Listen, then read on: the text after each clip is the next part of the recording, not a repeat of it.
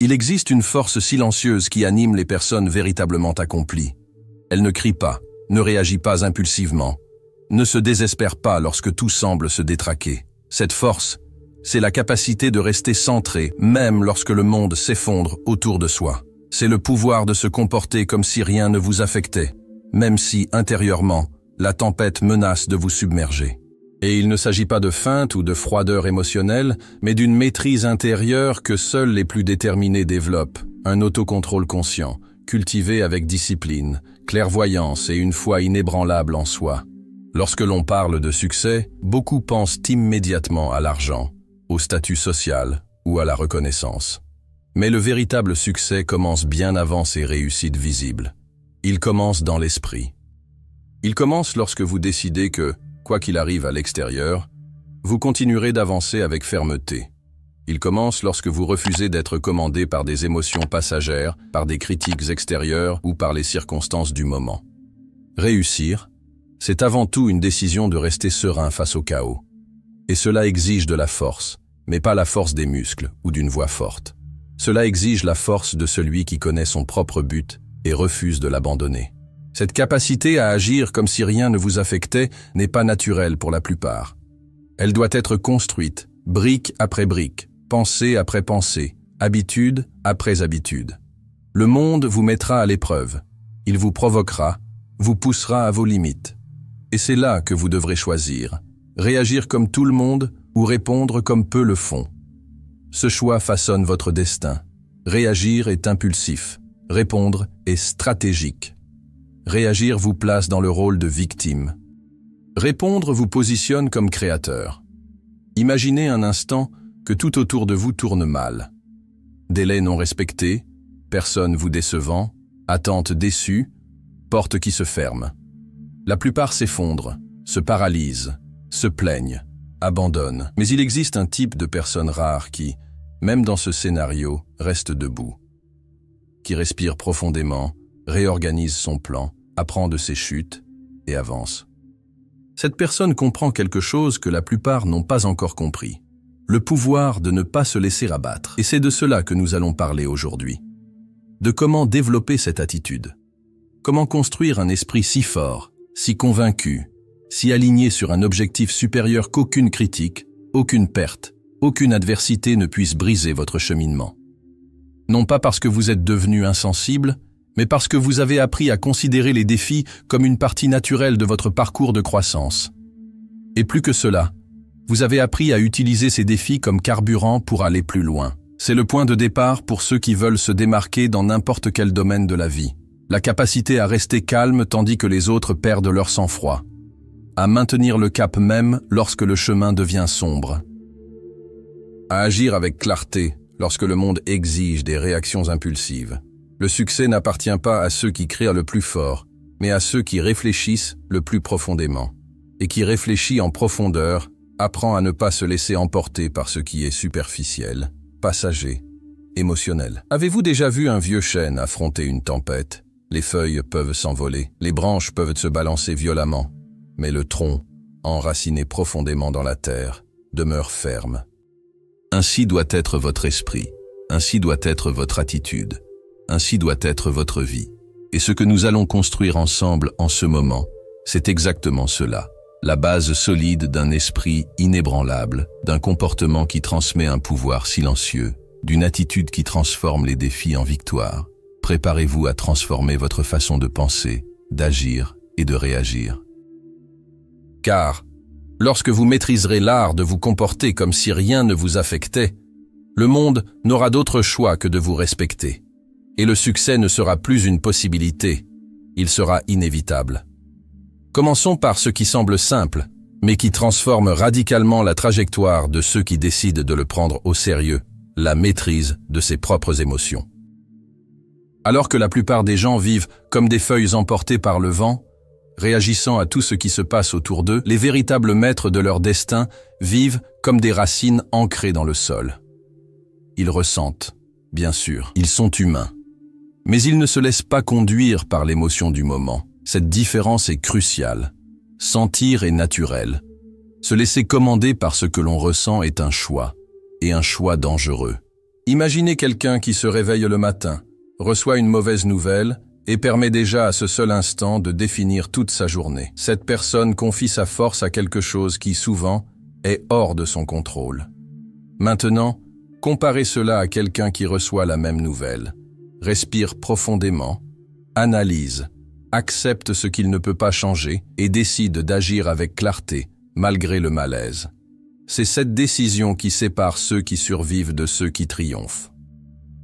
C'est ici que naît le comportement de celui qui agit comme si rien ne l'affectait, dans le choix constant de ne pas se soumettre à l'émotion instable, mais de cultiver un esprit qui répond avec conscience. Un exemple puissant de cela est celui de Nelson Mandela. Des années emprisonné, injustement traité, humilié. N'importe qui serait sorti de cet endroit avec de la haine, du ressentiment, en voulant se venger. Mais Mandela a choisi la sérénité. Il a choisi de transformer sa souffrance en sagesse, de diriger avec calme, d'inspirer avec dignité. Cela ne signifie pas qu'il ne ressentait pas de colère ou de tristesse. Cela signifie qu'il n'a pas permis à ses émotions de dicter ses attitudes. C'est de l'automaîtrise. C'est la vraie force. Vous pouvez commencer dès aujourd'hui. N'attendez pas une crise pour tester votre stabilité émotionnelle. Utilisez les petits défis du quotidien comme laboratoire. Quand quelqu'un vous coupe la route, quand un plan ne se déroule pas comme prévu, quand un commentaire vous atteint, respirez. Faites une pause entre l'impulsion et la réaction. Cet espace est là où réside votre pouvoir. Entraînez-vous à penser avant d'agir, à comprendre avant de répondre, à décider sur la base de principes et non d'impulsions. Avec le temps, cette pratique devient naturelle, et lorsque vous vous en rendez compte, vous n'êtes plus otage de vos émotions. Elles seront toujours là, mais vous serez plus grand qu'elles, et cela change tout. Cela change la façon dont vous traitez les personnes difficiles, dont vous prenez des décisions sous pression, dont vous menez votre vie professionnelle et personnelle. Vous cessez d'être quelqu'un qui réagit et vous devenez quelqu'un qui choisit. Et celui qui choisit consciemment est toujours en avance. Voici la traduction du texte en français, visant une compréhension claire et intuitive pour un public large, sans jargon ni régionalisme. Ce premier pas vers une vie sereine et solide, c'est la maîtrise de votre monde intérieur. Car lorsque votre esprit est apaisé, aucun chaos extérieur ne peut vous déstabiliser. C'est là que commence la vraie liberté. Non pas dans les circonstances, mais dans la réponse que vous choisissez de leur apporter. À vous maintenant. Faites ce premier pas. Décidez, dès aujourd'hui, que votre mental sera votre allié, non votre ennemi. Que vos émotions seront ressenties, oui, mais ne dicteront plus votre conduite. Vous êtes aux commandes. Et lorsque cela devient une réalité, le monde change. Parce que vous avez changé en premier. L'étape suivante pour agir comme si rien ne vous affectait, c'est d'agir avec la certitude d'être déjà sur le bon chemin, même si les résultats ne sont pas encore visibles. L'esprit humain répond à la familiarité. Si vous nourrissez des pensées de doute, de peur et d'insécurité, votre corps, votre langage, votre énergie exprimeront exactement cela, même inconsciemment. Mais lorsque vous commencez à agir comme quelqu'un qui a déjà réussi, l'univers répond avec de nouvelles possibilités. C'est l'effet de la croyance mise en action. Non pas une croyance vague, mais une attitude résolue. Cette attitude va au-delà de l'optimisme. C'est une conviction. C'est la décision de vivre le présent avec l'état d'esprit de celui qui a déjà obtenu ce qu'il désire. Cela ne signifie pas ignorer la réalité, mais plutôt d'élever votre mentalité pour qu'elle soit compatible avec la vie que vous voulez construire.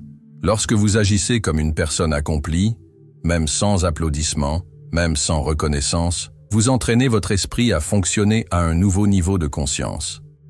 Vous programmez votre subconscient à accepter ce nouveau modèle comme naturel. Pensez à Arnold Schwarzenegger. Avant de devenir une icône mondiale, il marchait déjà avec la posture d'un champion. Il parlait comme s'il était déjà un acteur renommé alors qu'il n'était qu'un culturiste autrichien avec un fort accent. Il n'a pas attendu l'approbation du monde. Il s'est d'abord approuvé lui-même. Et le monde, petit à petit, a dû s'aligner sur cette image. Tel est le pouvoir d'agir comme si vous aviez déjà ce que vous voulez. Vous devenez un aimant pour ce que vous désirez attirer. Mais il y a un détail important. Agir comme si vous aviez déjà réussi n'est pas de la simulation. La simulation est fragile. Elle s'effondre à la première difficulté. Il s'agit ici de cohérence interne. d'une décision ferme d'aligner vos pensées, vos comportements et vos attitudes sur le futur que vous construisez. Cela se reflète dans la façon dont vous vous habillez, dont vous parlez, dont vous marchez, dont vous regardez les gens dans les yeux, dont vous entrez dans une réunion, dont vous gérez les défis.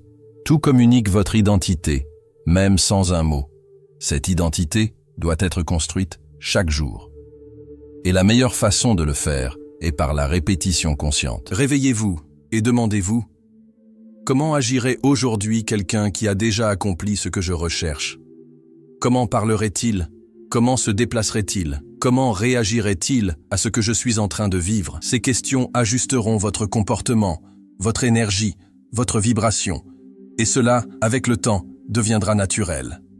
L'esprit croit ce qu'il voit fréquemment. Et lorsque vous vous voyez constamment adopter la posture de quelqu'un de fort, calme, sûr de lui, confiant, même face aux difficultés, vous reprogrammez votre identité.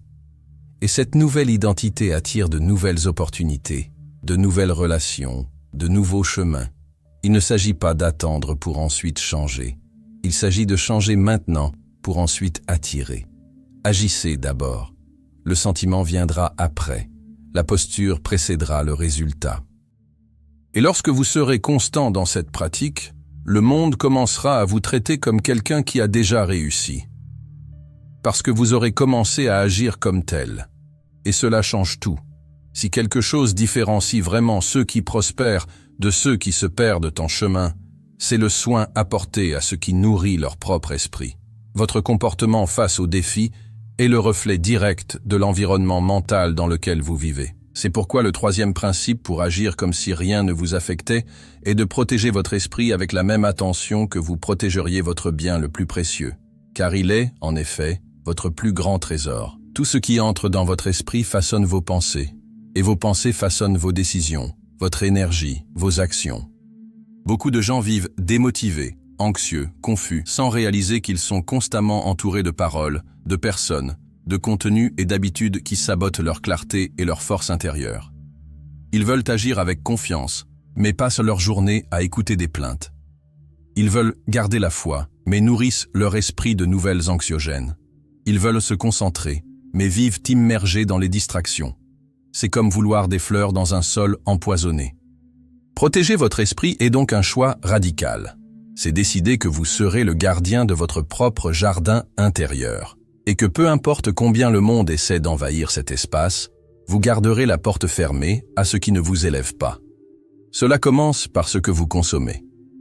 Lisez des livres qui vous font grandir. Écoutez des paroles qui renforcent votre courage. Soyez proche de personnes qui croient aux possibilités, et non de celles qui justifient les limites. Votre esprit est sensible, il absorbe tout. Ce que vous entendez fréquemment, vous finissez par y croire, et ce en quoi vous croyez, vous finissez par le vivre. Regardez l'exemple de Steve Jobs. Un des plus grands innovateurs de notre temps, il était obsédé par la simplicité, la clarté et la concentration. Non seulement dans ses produits, mais dans sa propre mentalité. Il gardait ses distances avec tout ce qui causait du bruit inutile, des conversations vides, des distractions qui ne le menaient nulle part. Il comprenait que son pouvoir provenait de la clarté intérieure et que cela devait être protégé à tout prix. C'est ce qui lui permettait de penser différemment, d'agir avec conviction et de ne pas se laisser ébranler par les critiques. Vous pouvez faire de même, à tout moment. Mais cela demande de la discipline. Cela exige de la vigilance. Commencez par organiser votre environnement. Un esprit chaotique reflète presque toujours un environnement désorganisé. Mettez de l'ordre autour de vous. Rendez vos espaces agréables, inspirants, propres. Créez des rituels quotidiens de silence, de lecture, de visualisation. Accordez-vous des moments de solitude, loin du bruit extérieur, pour écouter votre propre intuition. Évitez de nourrir votre esprit avec des contenus superficiels qui ne font qu'occuper de l'espace et vous drainent de votre énergie. Rappelez-vous, l'esprit a besoin d'une direction. Si vous ne le guidez pas, il sera guidé par tout et par tous. Et, dans cet état, il est impossible d'agir comme si rien ne vous affectait. Toute influence extérieure devient une menace.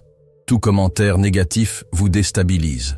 Toute mauvaise nouvelle vous vole votre paix. Mais lorsque vous commencez à protéger votre esprit consciemment, tout change. Vous cessez d'être une éponge qui absorbe tout et devenez un filtre puissant. Rien n'entre sans votre permission. Rien ne reste sans votre choix. Et lorsque vous maîtrisez ce principe, votre comportement change automatiquement. Vous devenez plus calme, plus présent, plus ferme. Votre parole porte plus de poids. Votre présence devient magnétique. Parce que c'est ce qui arrive à ceux qui possèdent un monde intérieur fortifié. Ils n'ont rien à prouver à personne. Leur attitude silencieuse dit tout, et c'est ainsi que vous commencez à vous comporter comme si rien ne vous affectait. Parce que, en fait, rien ne vous affecte plus. En avançant plus loin dans ce cheminement de renforcement intérieur, nous arrivons à l'un des fondements les plus ignorés par ceux qui recherchent le succès durable. La construction d'une identité alignée avec un but clair. Lorsque vous savez qui vous êtes, et plus encore, lorsque vous savez pourquoi vous êtes là, les voix extérieures perdent de leur force. La critique devient insignifiante. Le doute des autres ne vous atteint plus. Parce que vous êtes ancré dans quelque chose de plus grand que le besoin d'approbation. Et c'est exactement ce qui vous permet d'agir comme si rien ne vous affectait. Vous avez cessé de vivre pour plaire et vous vivez pour accomplir une mission. Beaucoup de gens souffrent parce qu'ils vivent avec une identité empruntée. Ils portent des étiquettes que les autres leur ont collées, répètent des schémas hérités et suivent des chemins qu'ils n'ont même pas choisis. Et ainsi, toute opinion contraire, tout obstacle, tout rejet se transforme en menace, parce que tout ce qu'ils croient être est basé sur une validation extérieure. Mais lorsque vous construisez une identité solide, ancrée dans votre but et non dans les attentes des autres, vous vous libérez, et la liberté intérieure est la base d'un autocontrôle inébranlable. Cette identité n'est pas quelque chose que vous trouvez toute faite. Elle est construite, sculptée, développée par des choix conscients. Elle commence lorsque vous décidez d'arrêter de vous définir par vos échecs et de commencer à vous définir par vos possibilités. Lorsque vous comprenez que ce n'est pas ce qui vous est arrivé, mais ce que vous faites de ce qui vous est arrivé qui compte. Lorsque vous cessez de porter des culpabilités, des excuses et des histoires anciennes qui n'ont plus de sens. C'est à ce moment-là qu'une nouvelle version de vous naît, une version qui sait où elle va. Prenons l'exemple de J.K. Rowling. Avant de devenir l'une des auteurs les plus influentes au monde, elle était une mère célibataire au chômage, vivant des allocations gouvernementales et écrivant dans des cafés. Elle a été refusée par plusieurs éditeurs. N'importe qui aurait abandonné. Mais elle avait quelque chose que la plupart n'ont pas, la clarté de son but. Elle savait ce qu'elle voulait exprimer. Elle savait ce qu'elle avait entre les mains. Elle savait que sa mission allait au-delà des refus qu'elle recevait. Son identité d'écrivaine existait déjà, avant même le succès. Et c'est pourquoi elle a continué, comme si rien ne pouvait l'arrêter. Parce que, au fond, rien ne pouvait l'arrêter. Lorsque vous alignez votre identité avec votre but, vos comportements s'ajustent naturellement. Vous commencez à dire non plus facilement, car vous savez ce qui est prioritaire. Vous cessez de vous saboter, car vous comprenez qu'il n'y a pas de temps à perdre avec des habitudes qui ne vous rapprochent pas de ce que vous êtes né pour être. Vous commencez à attirer des personnes, des opportunités et des idées qui vibrent à la même fréquence que votre mission. Et, plus important encore, vous commencez à vous comporter de manière cohérente avec la grandeur qui est en vous. Cette cohérence est perceptible sans effort. Les gens commencent à remarquer qu'il y a quelque chose de différent en vous. Un genre de tranquillité ferme, une sécurité qui ne crie pas, mais qui se ressent. Parce que celui qui vit avec un but n'a pas besoin de s'affirmer. Il vit simplement. Et cela inspire les autres. Lorsque vous avancez avec clarté, même le silence travaille en votre faveur. Vous transmettez la confiance sans dire un mot, parce que toute votre vie commence à exprimer qui vous êtes. Par conséquent, si vous voulez vous comporter comme si rien ne vous affectait, commencez par définir avec courage qui vous choisissez d'être. Pas qui on vous a dit que vous devriez être. Pas qui le passé vous a conditionné à être. Mais qui vous sentez, au fond, être né pour être. Ce choix change tout, parce qu'à partir de là, chaque pas que vous faites prend une direction. Et celui qui a une direction ne se laisse pas distraire par les bruits. Celui qui a un but ne perd pas son énergie avec des distractions. Celui qui a une identité véritable vit avec constance. Et cette constance est ce qui construit la force d'un comportement inébranlable. Et maintenant, nous arrivons au point qui scelle tous les précédents. La capacité à garder son calme au milieu du chaos. Cela peut sembler simple, mais c'est l'une des compétences les plus rares et les plus puissantes que l'on puisse développer. Dans un monde qui valorise la vitesse, la réponse rapide, la réaction immédiate, garder son calme est un acte de courage. C'est un choix conscient de ne pas se laisser emporter par la tempête, mais d'être celui qui, même mouillé par la pluie, continue de voir le chemin. L'esprit calme n'est pas synonyme de passivité, mais d'intelligence émotionnelle appliquée avec maestrie. Il est facile de paraître confiant lorsque tout va bien. Le vrai test, c'est lorsque tout s'effondre. Lorsque les plans échouent, lorsque les délais explosent, lorsque les gens déçoivent. C'est à ce moment-là que se révèle celui qui est entraîné à être le leader de lui-même. C'est à ce moment-là que l'on décide si l'on va être l'otage du chaos ou le commandant de son propre navire. Pensez à quelqu'un comme Warren Buffett, le plus grand investisseur de tous les temps. Son principal atout n'a jamais été la vitesse de réaction, mais sa capacité à observer avec patience, à rester serein lorsque le marché entier est en panique, à prendre des décisions rationnelles tandis que d'autres sont pris par la peur. Il a lui-même dit que le plus grand ennemi de l'investisseur est son propre comportement. Et le comportement n'est peaufiné que lorsque l'esprit est sous contrôle. Lorsqu'il y a du calme, même au milieu du bruit. Ce calme stratégique n'est pas le fruit du hasard. Il est construit. Il exige une discipline mentale, une respiration consciente, des habitudes qui régulent vos émotions, un environnement propice à l'équilibre. Mais surtout, il exige la décision quotidienne de ne pas laisser l'extérieur déterminer votre intérieur. Et cette décision doit être constamment renouvelée. Car la vie, inévitablement, vous mettra à l'épreuve. Elle vous poussera, tentera de vous déséquilibrer, vous provoquera. Et dans ces moments-là, vous devrez vous souvenir de qui vous êtes, de là où vous allez et de la fermeté avec laquelle vous avez choisi d'avancer. Garder son calme, c'est avoir une vision à long terme. C'est ne pas se laisser abattre par l'immédiateté.